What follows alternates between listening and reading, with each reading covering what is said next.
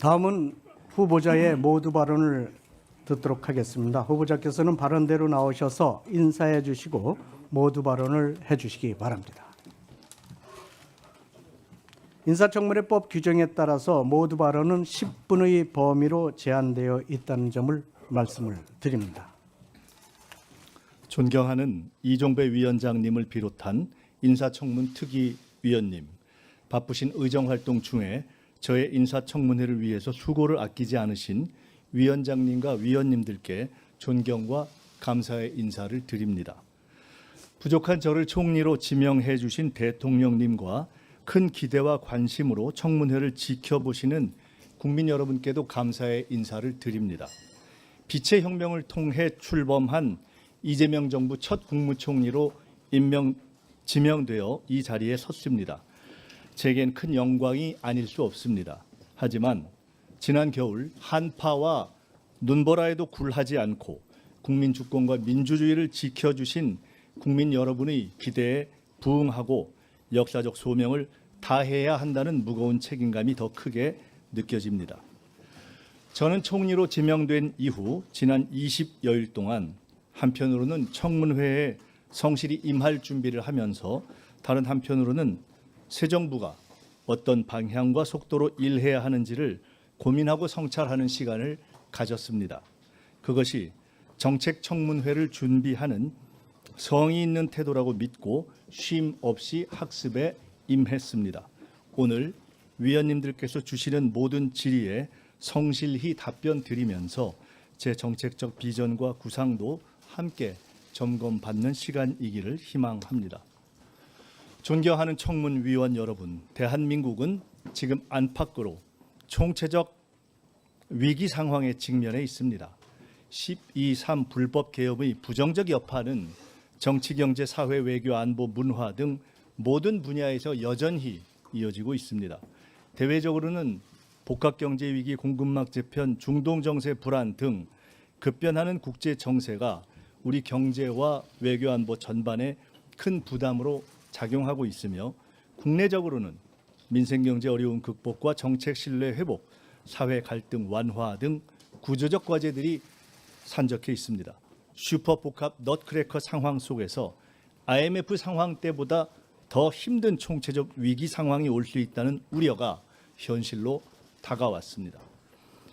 출범 20일을 맞는 이재명 정부는 위기 극복을 위한 총력전을 벌이고 있습니다. 민생 경제에 활력을 불어넣기 위한 다각적 조치를 빠르게 추진해 나가고 있습니다. 정부가 제출한 30조 5천억 추경안이 국회에서 통과되면 서민 경제와 골목 상권에 어느 정도 숨통이 트일 것입니다. 국정기획위원회 활동을 통한 정부의 변화와 혁신의 의지도 확고합니다. 대통령님의 G7 정상회의 참석으로 손상됐던 대한민국 국격과 위상 회복을 세계에 알림과 동시에 우리 민주주의의 힘을 재차 확인시켜 주었습니다. 그러나 위기 극복의 길은 아직 멀고 험하기만 합니다.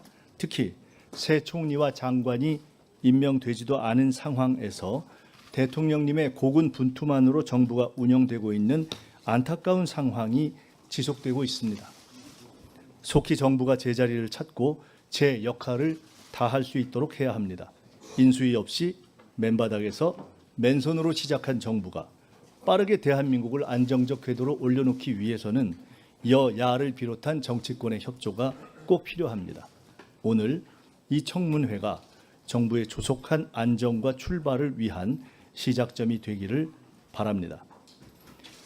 존경하는 청문위원 여러분, 저는 과거 IMF 위기 시절 정부의 비대위 대변인을 한 적이 있습니다. 여러 경제정책을 다루고 민생 현장의 목소리를 경청했으며 위기 극복을 위한 지도자의 고뇌를 가까이에서 지켜보고 배울 수 있었습니다. 또한 국회 보건복지위원장으로서 민주당 정책위 의장으로서 국정 전반의 정책 현안을 많은 의원님 여러분과 함께 힘을 모아 풀어나온 바 있습니다. 이러한 경험이 새로 출범하는 정부의 안정적 정착과 현재의 위기 상황 극복에 조금이라도 도움이 되기를 바랍니다. 저의 작은 힘이라도 보탤 기회를 주실 것을 고개 숙여 부탁드립니다. 오늘 인사청문회를 통해 제게 국무총리로 일할 기회가 주어진다면 항상 경청하고 소통하는 자세로 그 책임과 의무를 다하기 위해 최선을 다하겠습니다. 정치는 국가의 방향을 제시하고 행정은 국민의 삶을 바꿔야 합니다. 정치와 행정은 동전의 양면이라고 할 수 있습니다. 국무총리는 국가의 정치와 행정을 이끄는 대통령님을 보좌하여 내각을 이끄는 대국민 참모장입니다. 새로운 정부에 부합하는 새로운 모습의 총리가 되고자 합니다. 과거에 머무르지 않고 혁신하는 총리, 의전에 갇히지 않는 실용적 총리, 책상에서만 일하지 않는 현장형 총리, 일방적 지시가 아닌 경청하는 소통형 총리가 되고자 힘쓰겠습니다. 국민을 위한 국정의 방향 또한 제대로 정립해 나갈 것입니다. 첫째, 실기하지 않겠습니다. 향후 100일 동안 실행 가능한 정책들을 속도감 있게 추진하여 지난 정부에서 미흡했던 부분을 바로잡아 나가겠습니다. 국민 살림을 살피고 경기의 활로를 여는 것이 무엇보다 시급합니다.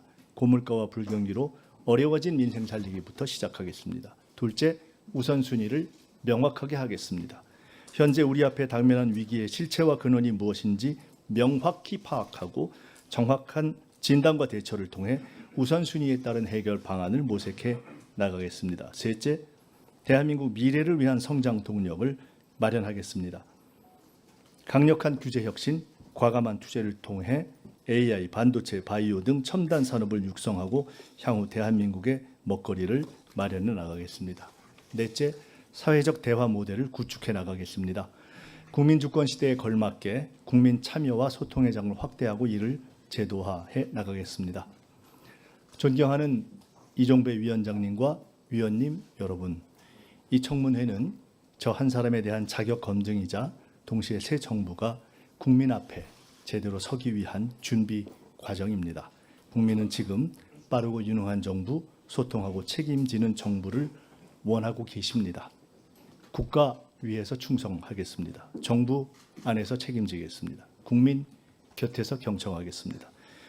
모든 국민을 아우르고 섬기는 모두의 대통령이 되겠다는 이재명 대통령님의 취임사 말씀의 정신을 따라 저 역시 모두의 총리로 모든 국민을 아우르고 섬기겠습니다. 오늘 청문회에서 이런 저의 각오와 함께 특위 위원님들의 검증에 성실하게 답변 드리겠습니다. 국무총리로 일할 기회가 주어진다면 위원님들께서 주신 정책 제언을 임기 내내 가슴에 새기도록 하겠습니다. 국민 앞에서 늘 낮은 자세로 일하겠습니다. 감사합니다. 네, 수고하셨습니다.